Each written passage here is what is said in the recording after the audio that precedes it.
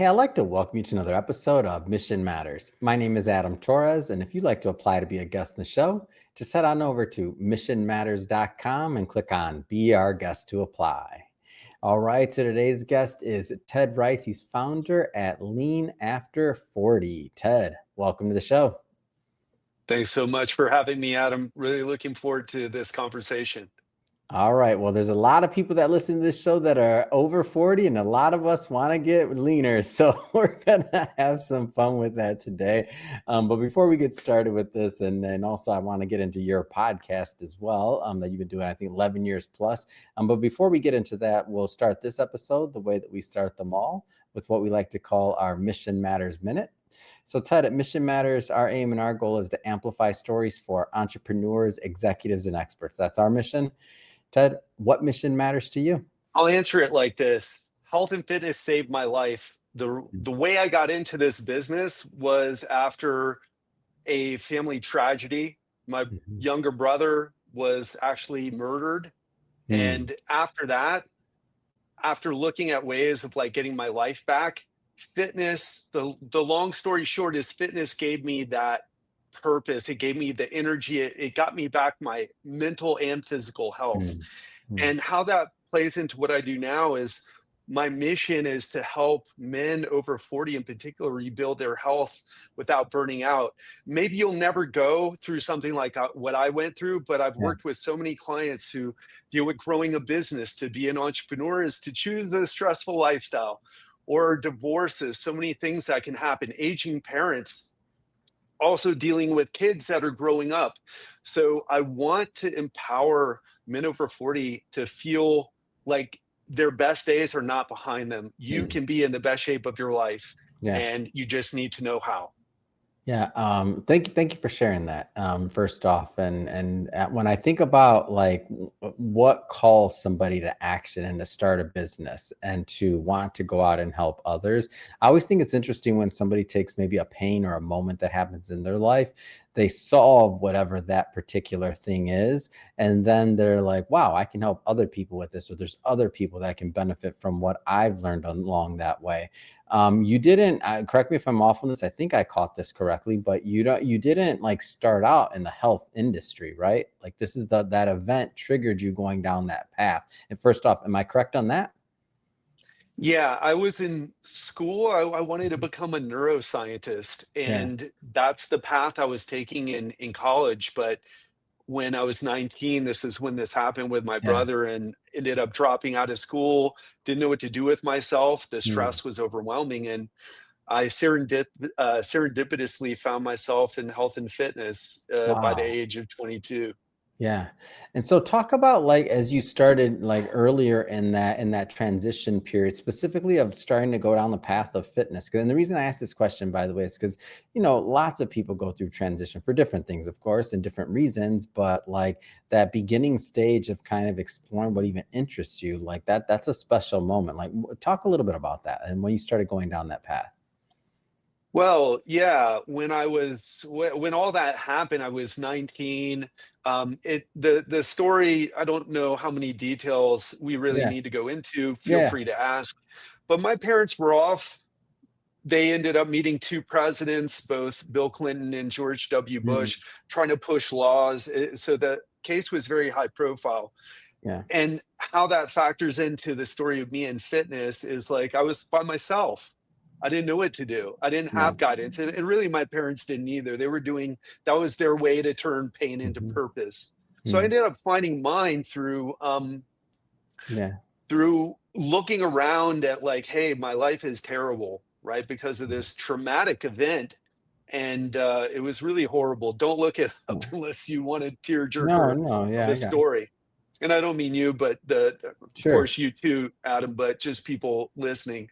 But I was looking around at what to do. And so the Mm. narrative became like, my life is over because this thing happened. Yeah.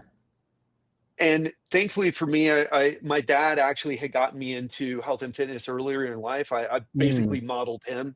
Yeah. He Not kind of as a got out of business, shape. but just for your personal health. Am I right? Like lifting weights or something else like that? I'm just trying to make sure I understand. Yeah, yeah. Mhm. He I modeled him after, well, he was a good model for business too, but that's another Yeah. story. But for health and fitness, he was when I was maybe 5 years old, he was doing bicep curls and playing racquetball, and Yeah. he would take me to Scandinavian, which was one of the like one of those places in the 80s, one of the spa slash Mm, gyms in the 80s. And so that left an impression on me. And somehow I got back into doing that mm, when I was going through this tough transition in my life, dealing with this tragedy. And I started feeling better because the story was, oh, this thing happened. My yeah. life will never be better. I will never feel better. But Mm, as I started to get in better and better shape, I started to feel better, not just physically, but emotionally, mentally. mm, And I said, man, there's something really here. yeah. Right. And so that's what sparked there's a lot of things that happened Mhm. aside from that, but that's what sparked the passion, the Mm, emotional connection with health and fitness. yeah. So you're in your early 20s and you're in this industry. When did you know this would be like a business for you and that you'd continue going down that path? Was it early on? Was it like some years in? Like when did that what was there a turning point? Like when did you know this would be a business and something that you would dedicate a lot of your time to? Well, I was in the rest of the story was like I was in Miami Beach. So I was surrounded by entrepreneurs. I was Yeah. surrounded by people who own restaurants, real estate developers. And I was like, man, I just solved my financial problem. Most of my clients are successful entrepreneurs, high net Mhm. worth people, very smart business owners. And and it gave me an insight like this cannot just be a job, this could be something much bigger. I Mm, had a lot of struggles with growing the business and really wrapping my head around what I needed to learn to make the business successful yeah. because I was more focused on what we would call working in the business, right? Mm, Knowing about exercise, coaching, all those things yeah. versus like, well, what's the marketing? What's the sales system? What's the delivery? How do we streamline that? And now that's what I do. But Mm, yeah, it was in my early 20s, maybe mid 20s. After a few years of doing it, I really started seeing the potential here to make it mm. grow into something bigger. At what point did you choose the like the entrepreneur niche? Was that immediately like back then and you kind of stayed working with entrepreneurs or did that evolve as well? Was it just the nature of your clientele? They chose me. Yeah, the nature of the clientele, they chose me. I worked with professional athletes. I worked with some Mhm. celebrities. I ended up, I mean, just to name drop a little bit, Yeah. because I didn't sign any NDAs. Um, I ended up working with Robert Downey Jr. before his first Iron Man movie when he Oh, was that's in so hanging out cool. in Miami. I worked with Ricky Martin for the better part of a year, getting him ready for um, a tour he was on. I think, no, I forget what tour. It Yeah. was quite a while ago. But what I really felt the most connection with Mm. was entrepreneurs because I'm growing a business. They were growing a business. Yeah. I did seeing the issues because Mm. people who have businesses, they really want freedom, freedom to Mm. travel. Most of the people that I worked with enjoy good food. Mhm. And so it was like this balance between the stress of running a business, Yeah. finding time to enjoy yourself, caring about your health. Like, how do you make that into something? So Mm. if you asked me to work with athletes, I could do it. I probably wouldn't be great at doing it, although I could learn, I've been in, but um, I really love working with the demographic that I work with. Hmm.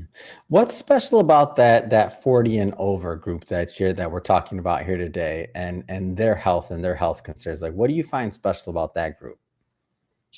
I would say that it starts with what they believe, in particular, if you're American in Mhm. an English speaking country as well, like Australia or the UK, people tend to have a lot of these beliefs because of all the noise in the Mm. industry. So, for example, I was just talking to someone today. They're like, "Oh, I'm 53, it's not like I was in my 20s." I'm like, "Man, look."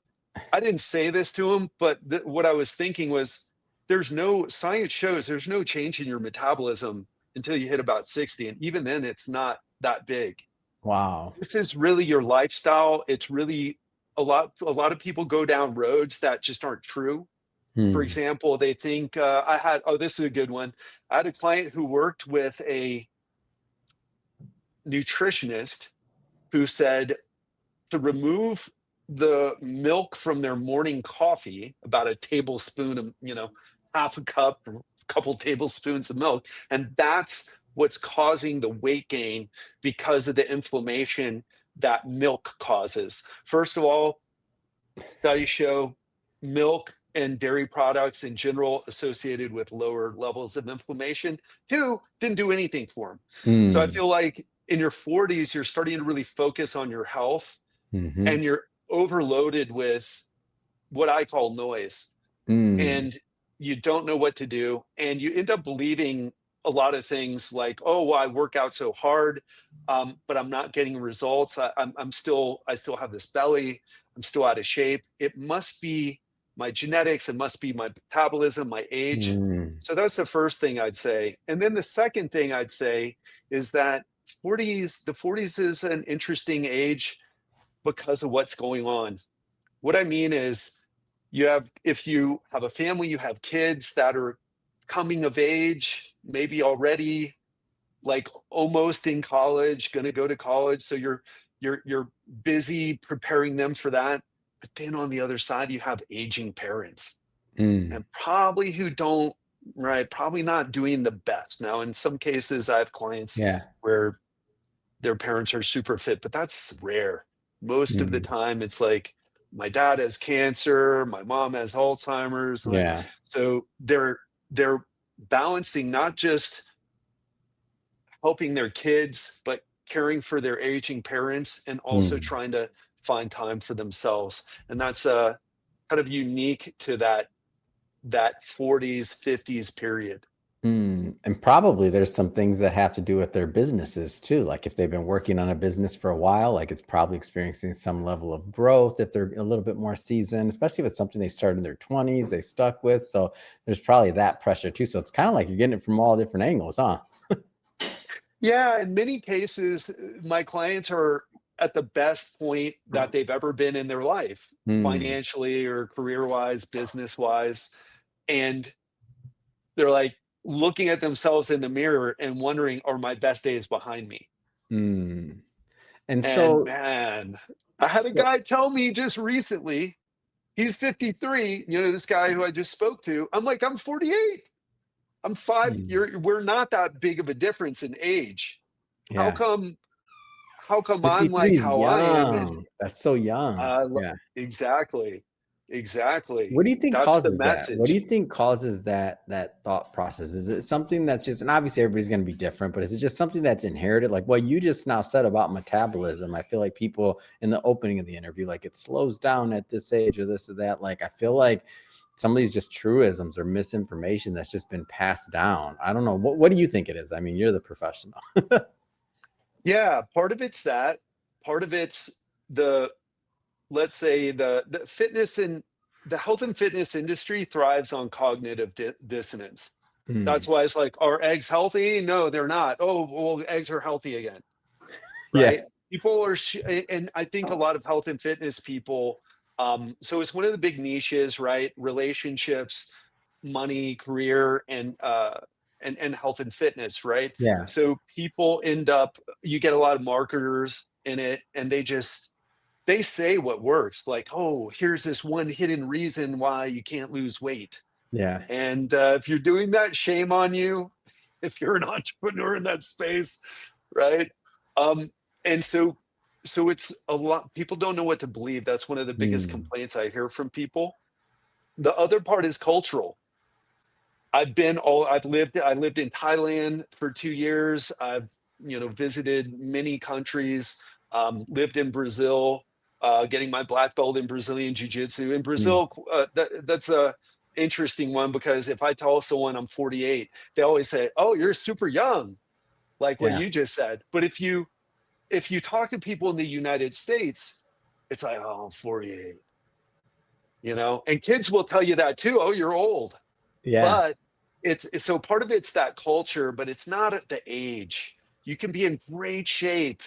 You can Hmm. be in the best shape of your life in your 40s and 50s, Yeah. um, but it's uncommon. In fact, the trend, we're in an epidemic of poor health, metabolic dysfunction. There's a lot of Hmm. people, there's, a 40% obesity rate, and Hmm. something like 70% of people are metabolically unhealthy. They either have Hmm. pre-diabetes or diabetes. I mean, it's getting worse. So when Hmm. you look around and you see people are really out of shape and struggling with health issues, you think like, oh, well, this is how it is. Yeah. So that's part of the battle as well. Hmm. So we know a bit of the problem here as we've kind of been talking about, like what's the solution like? And obviously it's going to be different for every every individual, right? And at the end of this, I'll give you the opportunity to leave any websites or contact information. But if we're just trying to like spark a thought here, and for people that are listening, like what's some of the solutions, or what do they do? Yeah, the first thing, know your numbers. Just like in Mm, entrepreneurship, again, why I love talking to entrepreneurs. There's all these principles that work across industries, and that's one of them. Just like I wouldn't tell you, hey, I feel pretty good about my business, but I'm not really as successful financially as I want to be, mm. but I feel pretty good. It's like, that's nice that you feel good. Let's talk about your numbers. Yeah. And so Yeah. don't rely on the story you tell yourself about your health and how you feel. So many people find out that they have diabetes, not because they felt it coming on, but because they went to the doctor because they were feeling fine, but they finally Mm, had to go. They got that diagnosis after doing blood work. Or with heart disease, a lot of people find out they have heart disease because they have a heart attack or a stroke. mm, So mm. know your numbers. Get your blood work done. Know your body fat, or at least your BMI. Know there's so many things that we could talk about in terms Yeah. of knowing your numbers. Resting heart rate variability. There are things that we know that correlate with or directly cause Mm, good health.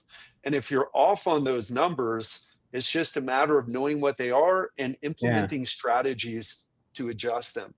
So Mm, that would be number one, know your numbers. Number two, uh, make sure you do some type of strength training. mm.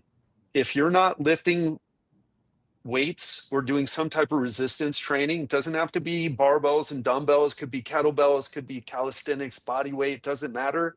If you're not doing that at least a couple times a week consistently, you lose 3 to 8% of your muscle every decade after 30.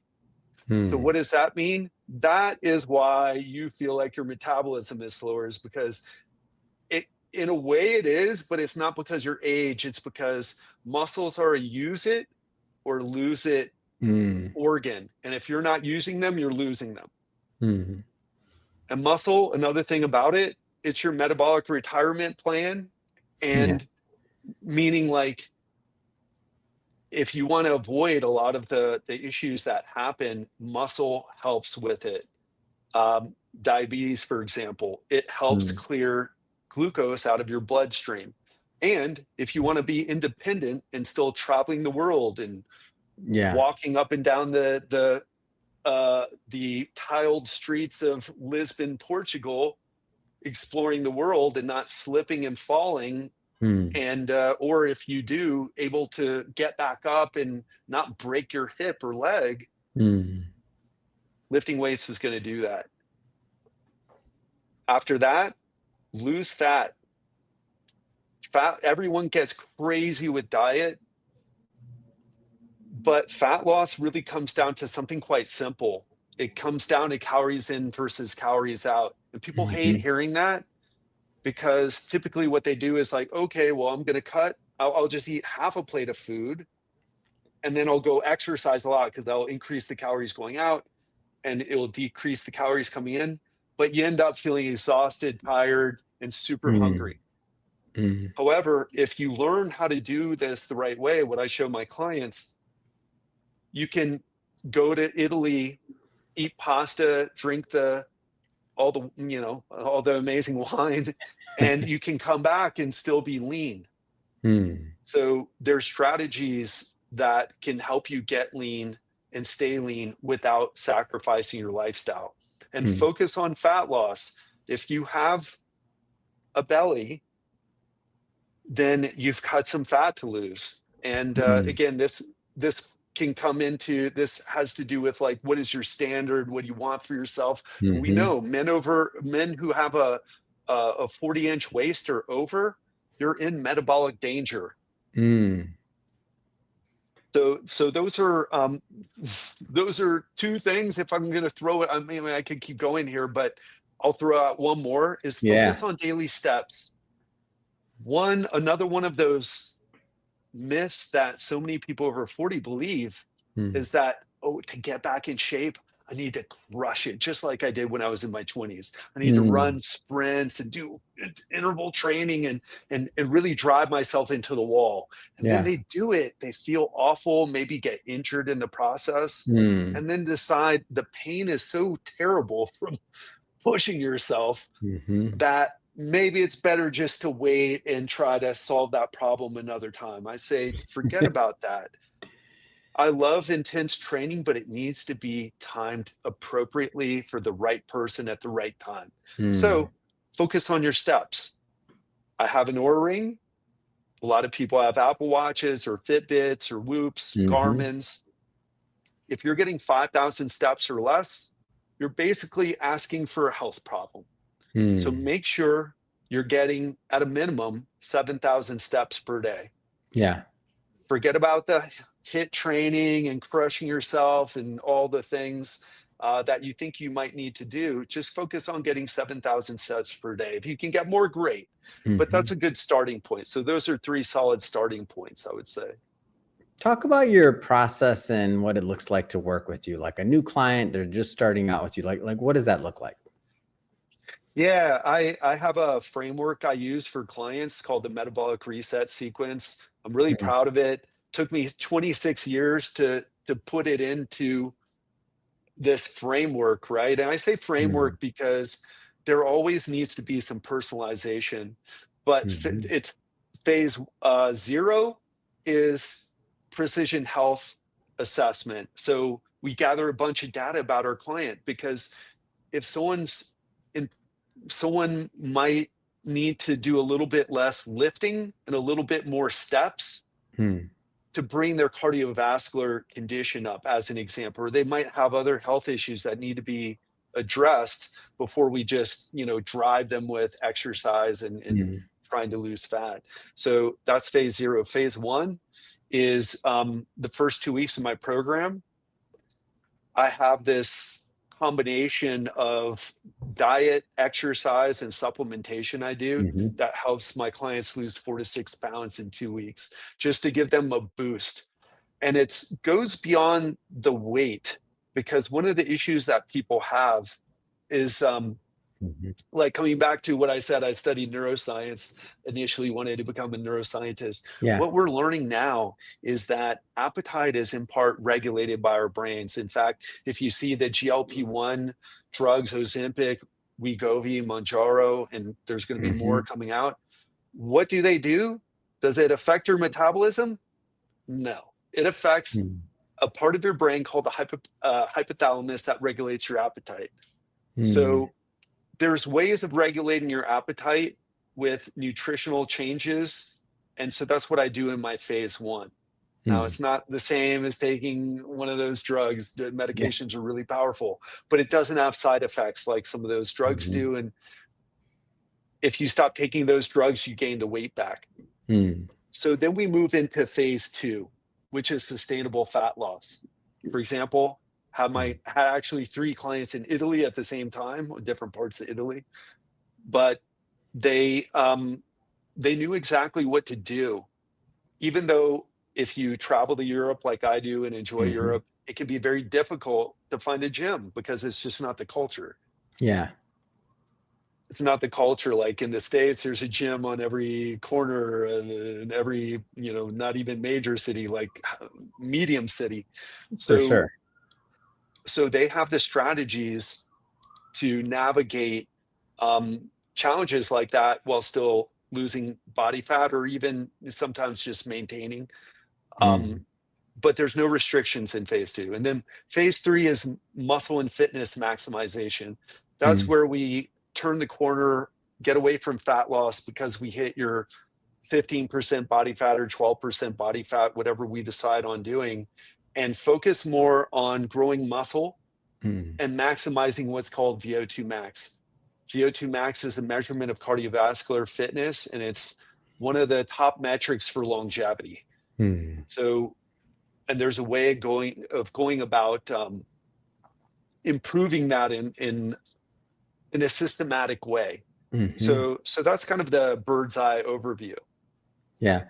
What I want to shift topics here slightly for a moment because I understand you've been podcasting for a long time. Anytime I got a podcaster on the show, I gotta bring that up first off. But I think you're over 10 years in Legendary Life podcast. So talk to us about the show, man. What's going on?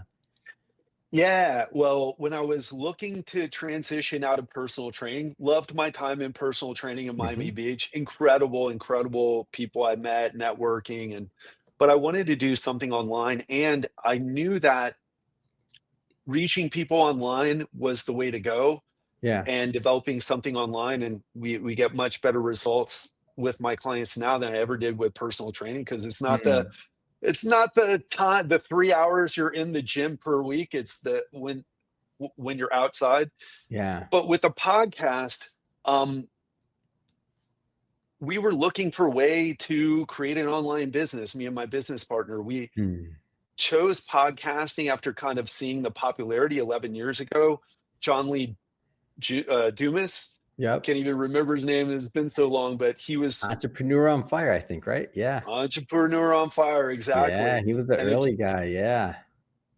Yeah, and, it just really connected with me. I was gonna Mm, do, like, info products and that type of thing, but we decided on podcasting, and podcasting changed my life. I had conversations with people who would have never talked to me otherwise, even mm. though I had a good name for myself in Miami. People don't care in California. They don't know Yeah. what's going on in Miami Beach or right? So, it we chose to do that, and it's been I haven't missed a week in 11 years of posting Wow. episodes. Give us a flavor for the content because I definitely want my audience to go check it out. Give us a flavor for the content and what they can expect when they tune in. Yeah, well, it's a combination of solo content, kind of like some of the things that I talk about that I've talked with you about, Adam, today. Hmm. And we also do interviews, but I'm very careful about who I have on the show. I might have someone that I disagree with, but no one Yeah. who ever is, I don't want to participate in the cognitive dissonance I referred to that's Mm, confusing so many people. yeah. So I'm very careful to avoid talking to certain people, even though I'd be happy to go on their show or debate Hmm. them, something like that. But I'm very careful. So it's a carefully curated interviews with people who I think more people should know about.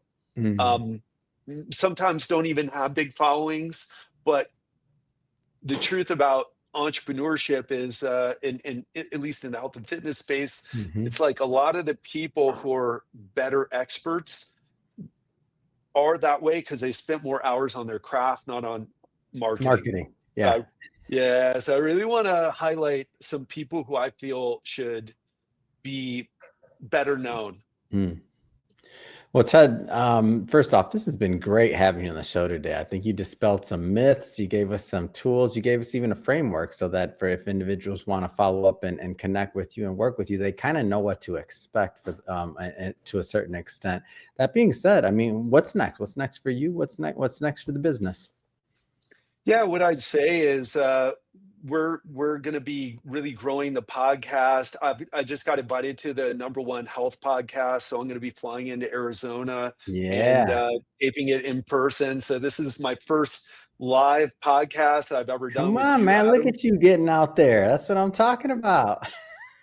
And then in January, yeah, I'm actually flying back to the States just to do that interview. So, and listen, what I'd like to leave everyone with is if you're in a situation kind of like what I said, where you feel like your best days are behind you, I just want to tell you, it's not you, it's some of the things you're doing. And Mhm. getting results is a lot easier than you think. You just need better strategies. And you can get into the best shape of your life, provided you weren't like an elite athlete in your 20s. Yeah. Then you're never going to get back to that if Yeah. you're 45 with 2 kids and but a couple of injuries. But you can get into incredible shape, into the best Mm. shape of your life if you've never been there before, even in your 40s and 50s and even 60s. Yeah. So don't give up. Look for the right information. If you're not getting results, it's not you, it's Mm. the strategies. Change them and keep searching until you get the results. It's awesome. And Ted, if people want to follow up, they want to connect, how do they do that? How do they connect with you and your team? Yeah, you can find me where you listen to podcasts, Legendary Life podcast with Ted Ryce. But if you're interested in hearing more about what I do and getting a deeper look into the metabolic reset sequence, go to Mhm. legendarylifepodcast.com/free. You can watch my free Lean After 40 masterclass, Yeah. where I go over, in much more detail. This was a conversation. This is a presentation. So if you want to see a Mm. presentation of what I do and how it can help you and things that you can learn, even if you don't become a client, go to legendarylifepodcast.com/free. Fantastic. And for everybody watching, just so you know, we'll definitely put some links in the show notes so you can just click on the links and head right on over. And speaking of the audience, if this is your first time with Mission Matters and you haven't done it yet, hit that subscribe or follow button. This is a daily show, each and every day, bringing you new content, new ideas, and hopefully new experiences that'll help you along the way on your journey as well. So again, hit that subscribe or follow button. And Ted, man, appreciate all you do. Keep it up. Thank you, Adam. Appreciate it, man.